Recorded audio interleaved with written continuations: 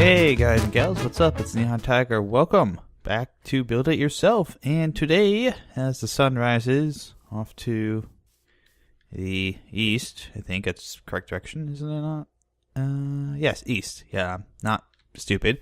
We have a little bit of an issue here. We've got ourselves our house that we built last time. So our house is still looking pretty. Looking very nice, looking very, I guess, gorgeous. This all kind of mean the same thing, but the inside is kind of bare. We don't really have anything to put in here, so that's kind of what we want to do today, is talk a little bit about interior design and how we can make this look really nice. So I'm going to go ahead and build a few things and show you how to take a bland and boring house on the inside and make it look spectacular. And I'm going to break the door, apparently. Okay, so this is your pretty typical little house here. This is how things usually look. Got some paintings on the wall, a sign here welcoming you to someone's house, a bunch of chests, some furnaces scattered about, and of course our crafting table and our bed. Just placed all willy-nilly. Now that's fine. That's fine, but we can do it a little bit better than that. So first, let's clear out all this stuff. We don't need any of this. Oh, and we should probably also plant that back there. Get rid of all these paintings. Don't need you either. So we're starting with a blank canvas, so to speak. Also, I should mention a lot of people just put torches on the walls and floor. We could try and find a better solution than that. So we'll start by taking the floors, stripping them out, and making them birch planks instead. Now, the reason we're using birch instead of using oak or darker wood is because of the colors of the wood that we used before. We used a spruce for the ceiling and oak for the walls, so we don't want to replicate either of those in the floor. And that means our options are limited to acacia, birch, let's see, acacia, birch, dark oak, and jungle wood. And most people don't like jungle wood, so that's kind of a non-starter, so to speak. But let me do something real quick here. There we go. A little bit better. So we'll go ahead, we'll put the torches here on the walls just temporarily. That's fine. And now, first things first, we're going to go ahead and build ourselves a kitchen back here. We'll have some food we can actually store. Put some storage up in the ceiling here. And we'll move the bed, let's move it right there. Yeah, so that will be where our bed goes. And then we gotta go around the back here. We put our furnace in last time. You probably remember the furnace back here. So it's this back corner, and it's 2 blocks wide. So that will dictate where our furnaces go, and therefore where our kitchen goes. So the kitchen actually has to go right here. And let's see what we can do. Now, there's a couple of tricks that people like to use, and I'll show those as well. So take one of these, iron door, and button. Okay. What a lot of people like to do is I'll put 2 dispensers up here, put an iron door, let's see if I can get this, there we go, like that, and then put a button on the side, like so. Now let's just get some food. Let's see here, we'll get some food, let's take some cooked mutton. We'll put some like that, and then like that, and then yip-de-bop-de-boop, you press the button, and food comes out. So there you go. That's your fridge. That's how most people will make a fridge. It's just an iron door, and then some dispensers, and the button, and then food pops out. It's all nice and handy. You don't have to do it this way. You can also use iron blocks if you want to, or whatever blocks you want to, maybe. You like polish andesite. You like polish andesite? You can do polish andesite like that. And there you go. It's a kitchen, right? You don't have to worry about the food coming out. So this one's just for style. If you want the function, you have to use the dispensers. You might also be able to use a dropper. But a lot of other people will go ahead and we'll just, you know what? I'm actually going to move the bed right over here. Get that out of the way. Give us a little more room. A lot of other people will go and they'll take a, where is it? Cauldron, and they'll grab a lever. And let's grab a bucket of water as well. And they'll be like, oh, look, I'm going to make a sink. And then there you go, that's their sink. and then they'll put like some wood here, and they're all done with their kitchen. But we can make this look a little bit nicer too. And we also need to find out where we're going to put the chest and the crafting table. So I'm going to go ahead, move a few things around here, and I'll be right back. Alright, so here we've got our completed kitchen area. It's rather small, but it's still a kitchen.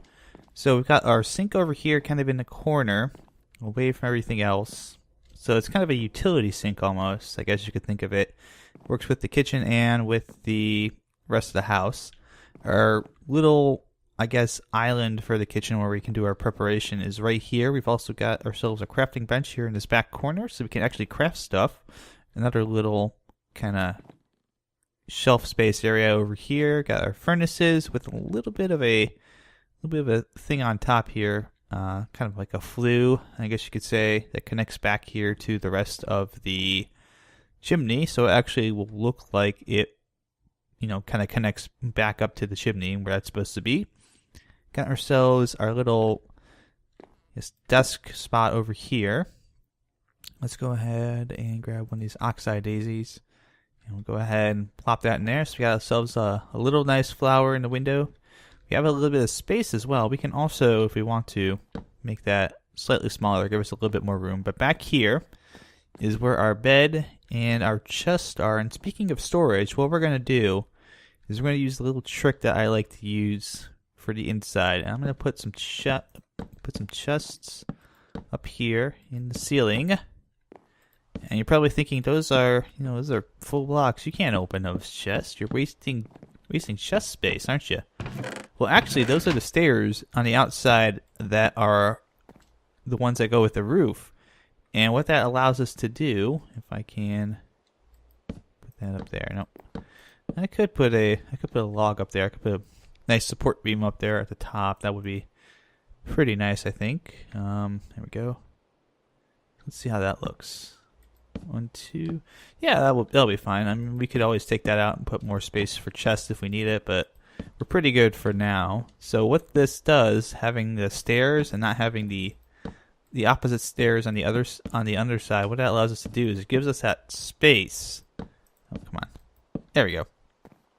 It gives us that space to have the chests here, and what the chests will do, because they're underneath a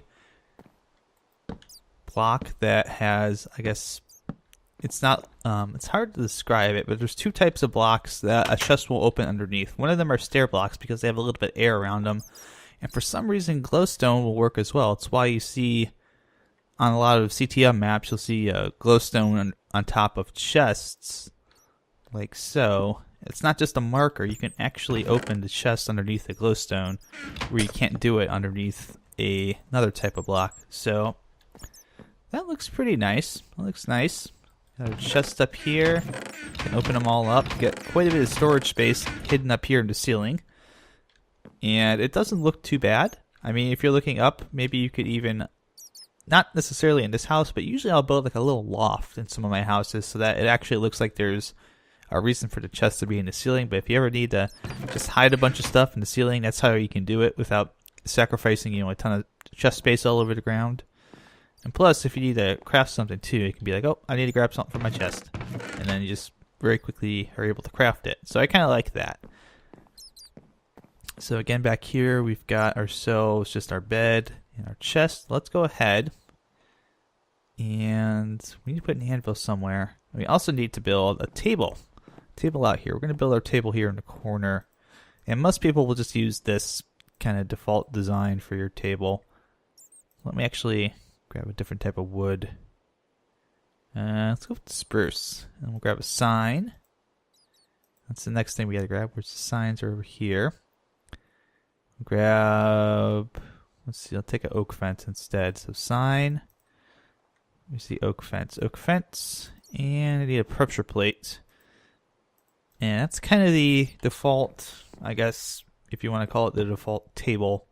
People just put a little fence post down there, pressure plate on top of it, and then for the armrest, we'll use a sign. Let's make a bunch of pluses, make it look like stitching or binding of some sort. And there you go. That is your typical little area where you can have a sit down and have your morning coffee, even though you can't actually sit. There's no seats in vanilla Minecraft. In modded Minecraft, we had Bibliocraft.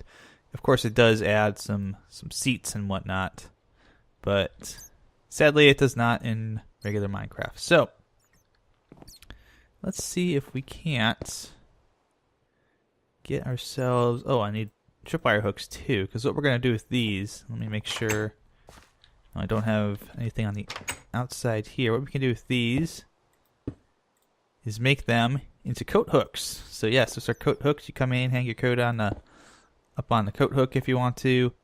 There you go. It's very nice, very handy. Just have to be careful when you're using these. And there's a... Let me see if I can find one around here. I didn't put any in here, did I? Huh. Oh, maybe over here, yeah. When you're using the trapdoors here, you have to be careful with anything that triggers a redstone signal that you're using on the outside, like buttons, levers, anything, because you'll flip them open and then they'll stay open. It's kind of just a little bug with the way that redstone works. It travels through the block.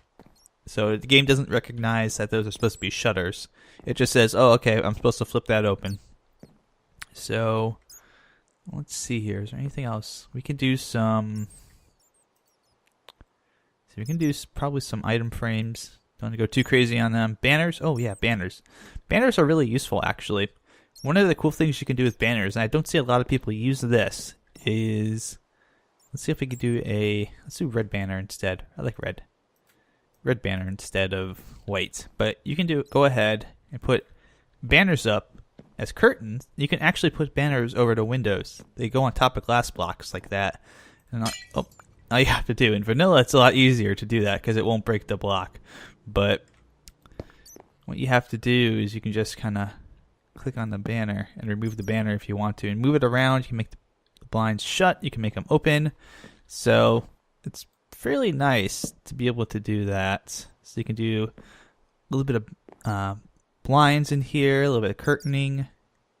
The only thing you can't do is because this this pot is here. I almost said box or block, but it is kind of a block. But since this pot's here, you can't put a curtain over the top of that because it's occupying the same space already. And actually, it's also because there's no block here for this to attach to. So, yeah, it won't attach to it. You can also go ahead and let's move this. Let's try and move this over here. You can do that. Put some blinds up if you want to. And paintings. A lot of people go crazy on paintings. You don't have to go crazy on paintings if you're building an interior. One or two paintings placed in proper spots will look quite fine like that. So see, you got yourself some nice paintings. Everything looks good. Carpet too. Carpet is a big thing that I see a lot of people go crazy over. Like, I gotta have carpet all over the place. I gotta put carpet, here, here, all over the place.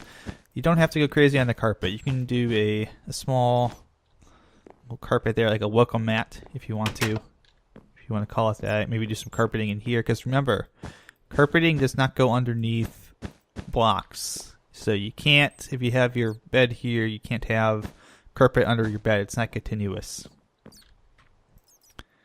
So let's see what else we can do. I think we had item frame. Now, a lot of people with the item frame, what they do is use an item frame. And it's a nice touch. You can do an item frame and grab like a clock. And then you have yourself a little clock on the wall. So let's go here. You could have a clock here, and then there you go. There's your wall clock. A lot of people like to do that. So let's see, what else can we grab here? We can grab some other stuff, I'm sure. I'm a little partial to using indoor leaf blocks, like so. Maybe put like a little bit of a leaf block here or there, just where it looks all right. You don't want to put it somewhere where it's going to be too busy. So maybe something like that, just like a little indoor plant, I guess you could say. And I don't think you can do it like this. We put that down there. And I don't think the blocks kind of reach far enough, because I think, yeah. So that's kind of a bummer. But let's see here. Maybe try. Yeah, that's possible if you dream hard enough. Oh no, I'm breaking stuff I shouldn't be breaking. I hate that. It's the one thing about creative I hate. But you can't put like a fence post. You can't put an oak fence into that, unfortunately. And that's kind of janky because you have the fence post wanting to attach to those blocks on the outside. So that doesn't work too well. Now, if there was a tree type that might look really nice, maybe the dark oak. Maybe we might be onto something here. No, it's just not matching up. It's a little too green down here, but I guess that's kind of the idea. If you wanted to have like an inside planter, that would be kind of the way you would do it. So I gotta fix this now. That's the one bugaboo working with creative is that it's really difficult when you start accidentally breaking stuff. But yeah, this is a pretty nice little interior. You've got yourself a nice start, and we also can go ahead and put some light up here. I almost forgot about that. So let's go ahead. And you always want to do that. Kind of keep it nice and even.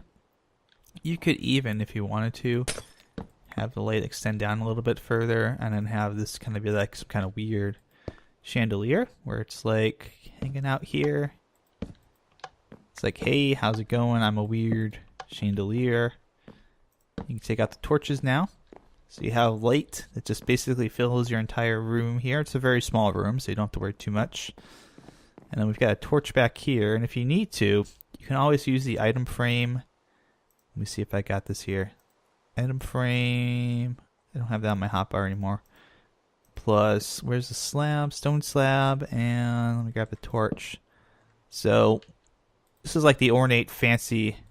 Oh, no. So, put this behind there. So, the way you get this to work is you put the item frame down first, and then you go ahead, and I usually put the stone slab in here. And then you want to click on the block, but you want it to be on the block and not the item frame.